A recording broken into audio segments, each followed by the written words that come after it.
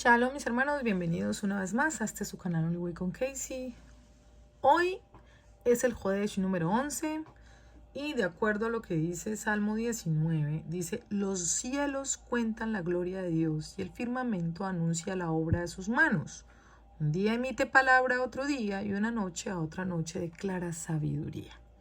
Por eso es que nosotros tenemos que ver hacia los cielos, porque los cielos son los que cuentan la gloria de Dios. Entonces, cuando nosotros vamos a los cielos, nos encontramos con la constelación mal llamada Aquarius, pero que en realidad es la constelación del hombre con el cántaro. Vamos a ir a la fecha de hoy y vemos que hoy es 28 de febrero del 2023 y en los cielos el Sol se encuentra dentro de la constelación de Acuario, la llamada Acuario, que realmente es la constelación del hombre con el cántaro, Esta es la 11ª constelación y la 11ª constelación es la que rige el 11º mes. En este momento el Sol va haciendo su curso, ya después de haber pasado por Capricornio, que era la 10ª, rigiendo el 10º mes, ahora llega la número 11 y en la 11 pues está en Acuario, más llamada Acuario, que realmente es la del hombre con el cántaro. Ahora, ¿por qué esto es tan realmente relevante? Bueno, pues si nos vamos nosotros a ver lo que es la constelación de Acuario, dice Acuario, el portador del agua o ánfora. Dese cuenta que una ánfora era una jarra de barro y eso es lo que somos nosotros, jarras de barros. Es una constelación, es una de las 88 constelaciones reconocidas por la astronomía moderna, descrita por Claudio Ptolomeo. Su símbolo representa el flujo de agua. Eso es lo que es, que era lo que decía Yeshua: los que tengan sed, vengan a mí, yo soy la fuente de agua viva, ¿cierto? Entonces, si usted sigue leyendo, ahí puede encontrar toda la descripción sobre lo que es esta constelación, la del cántaro, el hombre con el cántaro, o la del flujo de agua, mal llamada Acuario. Dice que tiene una estrella principal, y esa estrella principal es la Sadalmelki, ¿sí? Y esa estrella, vamos a ir a verla, dice: es el nombre de la estrella Alfa Aquarii, de magnitud aparente, bueno, usted puede ver todo, que es la más brillante de la constelación de Acuario. Usted puede ver todo el nombre. Dice: el nombre Saad Melki proviene de la expresión árabe al-Saad al-Malik, que es la suerte del rey. Recuerden que un rey que nos aparece en la escritura, que justamente se llamaba así, Saad al-Melki o Melquisedec. Y pues, ¿quién es Melquisedec? Pues según las escrituras dice que Melquisedec, cuyo nombre significa rey de justicia, fue un rey de Salem, de Jerusalén, y sacerdote del Dios Altísimo. Eso lo dice Génesis 14, 18 al 20. También lo confirma Salmo 110, Hebreos 5 al 6 y también en el Hebreos 6, 20 al 7:28. Dice: la repentina aparición y desaparición de Melquisedec en el libro de Génesis es en cierto modo misteriosa, pues Melquisedec y Abraham se conocieron por primera vez desde la derrota infligida por Abraham a Kedorlaomer y sus 3 aliados. Melquisedec ofreció pan y vino a Abraham. Miren qué interesante que Melquisedec haya ofrecido eso. ¿Por qué? Porque pues Melquisedec significa rey de justicia. ¿Quién es el rey de justicia? Pues Yeshua. Yeshua es rey de justicia y él es justamente quien dice que él es pan y vino, ¿cierto? De hecho, cuando le hieren su costado, en su costilla, pues lo que sale es agua y sangre. ¿Por qué? Pues porque habla de su cuerpo y habla de su sangre, ¿cierto? Y el pan, pues es el cuerpo y el vino es la sangre. Es exactamente lo mismo lo que Melquisedec estaba ofreciendo en ese momento. Entonces vino Abraham, dice, y a sus fatigados hombres, mostrándose su amistad, otorgando una bendición a Abraham en el nombre del Elión, del Dios Altísimo, y alabó a Dios por concederle a Abraham la victoria en la batalla. Eso usted lo va a encontrar en Génesis 14, del 18 al 20.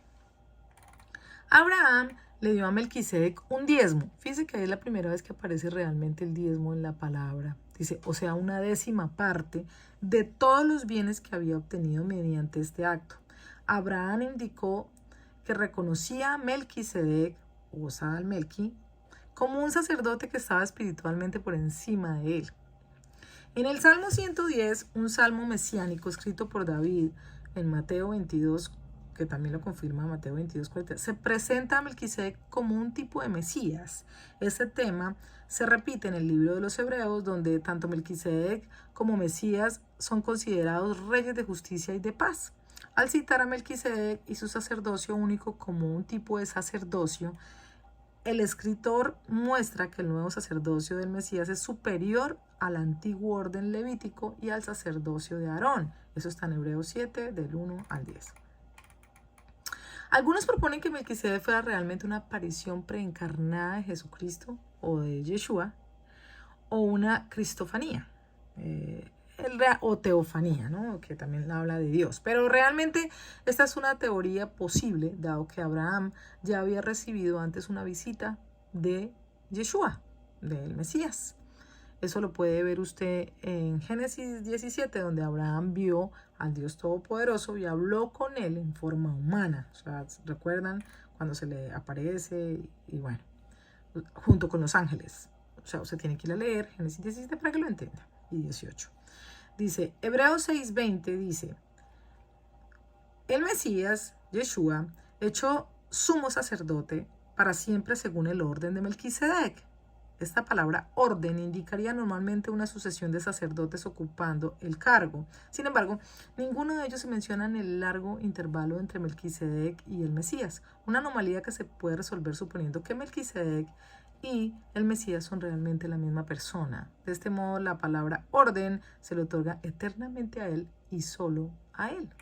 Hebreos 7:3 dice que Melquisedec era sin padre y sin madre, sin genealogía, que ni tiene principio de días ni fin de días, sino hecho semejante al Hijo de Dios. Permanece sacerdote para siempre. La pregunta es si el autor de Hebreos, el que escribió Hebreos, quiere decir esto en forma real o en sentido figurado. Si la descripción de Hebreos es literal, entonces es realmente difícil ver cómo se podría aplicar apropiadamente a cualquier persona que no sea, pues, nuestro Mesías. Ningún rey meramente terrenal pertenece o permanece al sacerdote para siempre, al sacerdocio, ¿no? Como sacerdote. Y ningún ser humano es sin padre y sin madre.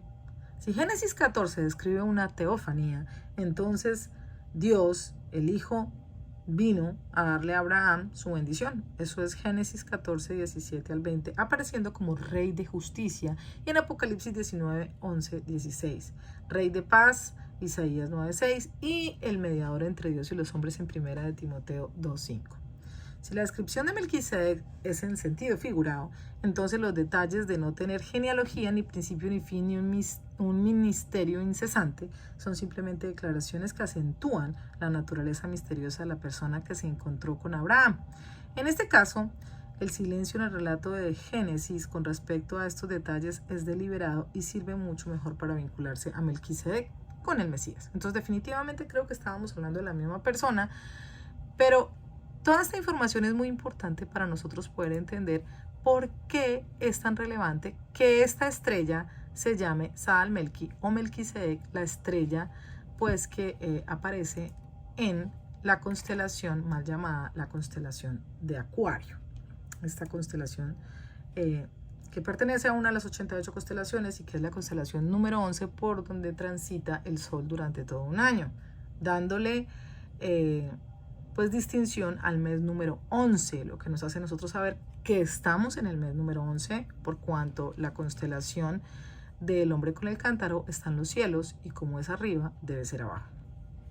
El cielo y la tierra como testigos, mis hermanos. Entonces, volvemos a verla ya en los cielos, el hombre con el cántaro, el sol transitando por ella, pero vamos a ver más qué significa esto del hombre con el cántaro. Entonces dice, algunos estudios establecen que era una tarea de las mujeres ir a traer el agua de los pozos. ¿Por qué esto es tan importante? Porque esta fue la señal que Yeshua dijo cuando les mandó seguir a los discípulos. Cuando ellos le preguntan, ¿y dónde nosotros vamos a celebrar la Pascua? Él le dice, pues sigan al hombre con el cántaro. Pero fíjense que esta señal pues no era normal. Vean por qué. Vamos a leerlo. Dice, algunos estudios establecen que era tarea de las mujeres sería traer el agua de los pozos y manantiales para los quehaceres hogareños. En la actualidad lo hacen en muchas partes en Oriente, de la misma manera que lo hacían cuando los relatos del Génesis hablan la hora de la tarde, la hora en que salen las mozas por agua. Las mujeres, eso lo va a encontrar en Génesis 24:11. Las mujeres entraban para ese trabajo desde la niñez, pues Saúl y su siervo hallaron unas mozas que salían por agua. Eso está en 1 Samuel 9:11. Qué interesante que vamos encontrando el número 11, ¿no? El mejor tiempo para este trabajo era por la tarde, aun cuando algunas veces se hacía temprano por las mañanas. Se usaban cántaros de barro. Eso está en Lamentaciones 4:2. Se usaban para ese trabajo los que tenían a veces 1 o 2 asas. Ha sido una costumbre entre las mujeres siriacas llevar el cántaro de agua en su hombro, aunque algunas lo llevan sobre la cabeza. La mayoría de las mujeres árabes en Palestina lo llevan sobre su cabeza. La escritura nos dice que Rebeca llevaba su cántaro en el hombro. Eso lo dice en Génesis 24:15. Así que el llevar un cántaro al agua era costumbre universal de las mujeres. Entonces, ya que eran las mujeres las que solían llevar los cántaros con agua, podemos entender con más claridad la señal que Yeshua les daba o les ponía a los discípulos. Seguir a un hombre con un cántaro no era común, más bien era imposible. Los discípulos tuvieron que creerle a Yeshua e ir a la ciudad para buscar a un hombre que en su lógica cultural no iban a encontrar. Un hombre cargando un cántaro era algo inusual, pero ellos obedecieron y lo encontraron. Eso nos deja una gran enseñanza. Bueno, pues que debemos obedecer a Yeshua, ¿cierto? Pero ¿dónde se encontraba realmente ese hombre con el cántaro? Pues en las estrellas, mis hermanos. Ahí estaba ese hombre con el cántaro. Era en la parte en que debía encontrarse. Ahora, ¿por qué es tan relevante esto de que sea el hombre con el cántaro de la constelación número 11 y todo ello? Bueno, mis hermanos, recuerden que Jacob tuvo 12 hijos varones, pero en realidad tuvo 13 hijos. 13 hijos. Y ahora miren esto. Porque el 11º hijo de varón de Jacob fue una mujer, no un varón. Y se llamó Dina. Dina fue la única hija de Jacob, hija de Lea con Jacob. Fue la hija número 11. El hijo número 12, oigan bien esto tan interesante, el hijo número 12 de Jacob fue José. José. Y el nombre de José significa el que añade. Pero siendo él el número 12, y 12 nos habla a nosotros de reino, de todo lo que es conformado, los 12 meses, también nos habla a nosotros de que él fue el 11º hijo varón, porque el 12º hijo varón fue Benjamín, pero el 11º hijo varón de Jacob, que es el que crea la tribu de José o Joseph, este también fue el primero hijo de Raquel, el primero, el que abrió el vientre de Raquel, el que le dio la posibilidad de concebir. Él ocupaba el 11º puesto entre los hombres y conforma la 11ª tribu de Israel, pero a la vez era el primero. ¿Qué nos habla a nosotros? Porque luego, recuerden que la primogenitura se le fue dada justamente a un hijo de José.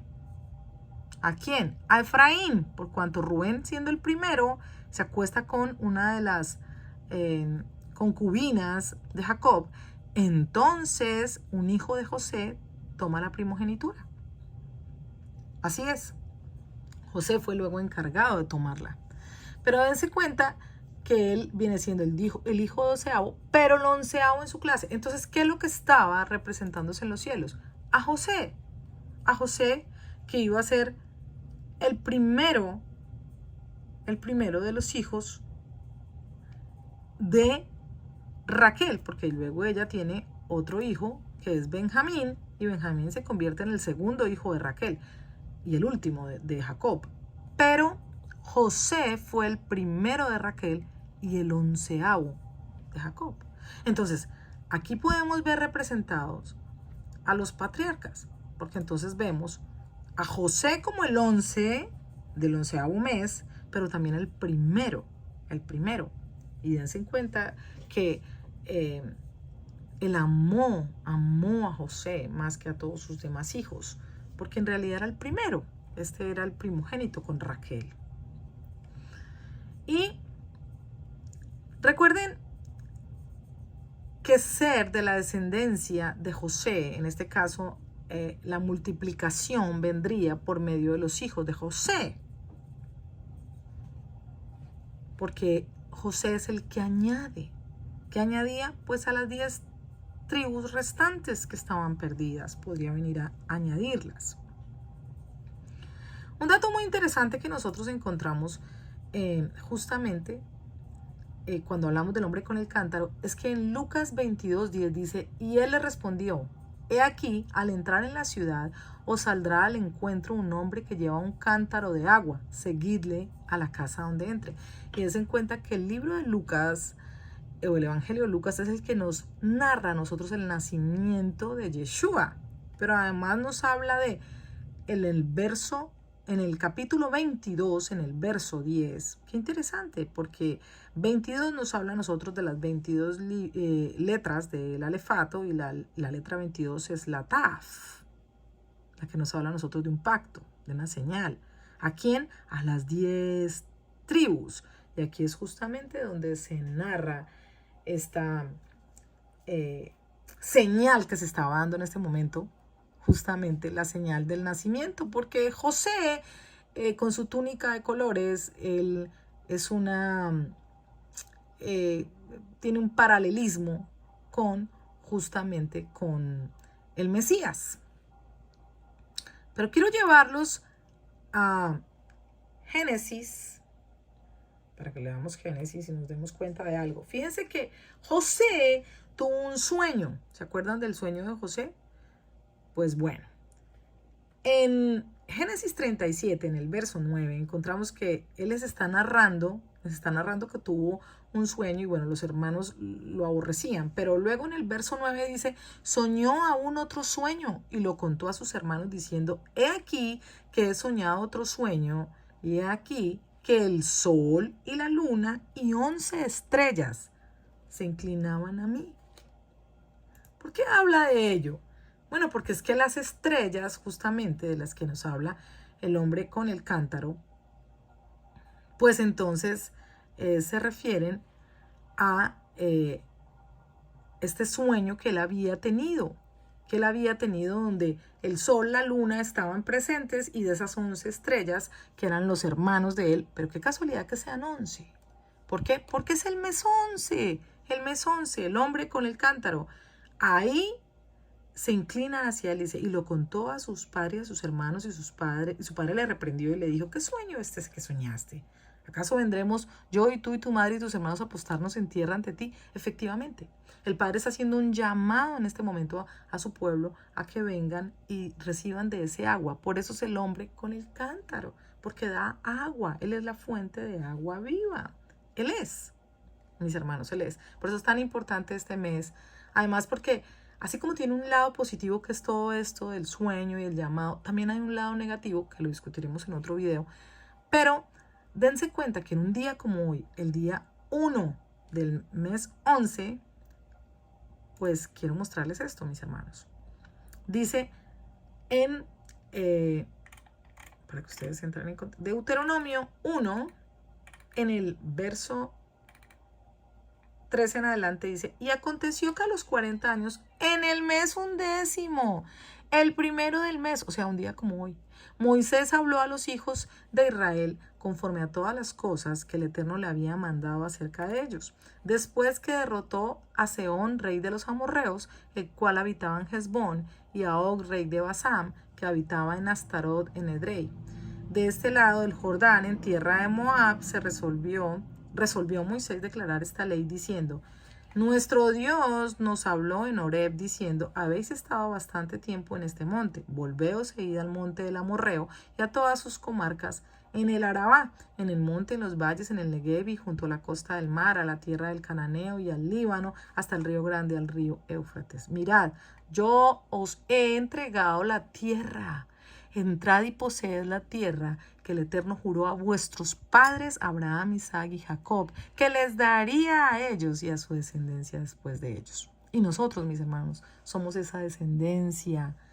Tenemos que entrar y poseer la tierra.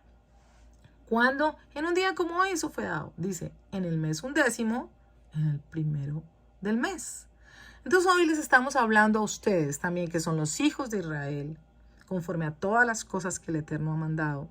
Nosotros debemos hacer para poder poseer la tierra. ¿Qué debemos hacer? Pues cumplir con los mandamientos. Y entonces así podremos poseer esta tierra, que aun cuando se levante el rey de los amorreos, aun cuando se levante los comarcas en el Arabá, aun cuando se levante lo que se levante, el Padre nos ha dado la victoria para que nosotros podamos poseer la tierra. Pero miremos hacia arriba, miremos hacia los cielos, porque hoy se nos ha dado esta señal, como lo dice el Salmo 19. Los cielos cuentan la gloria de Dios y el firmamento anuncia la obra de sus manos. Así que los cielos lo declaran, la constelación del hombre con el cántaro está arriba, mis hermanos, anunciando que es el 11º mes.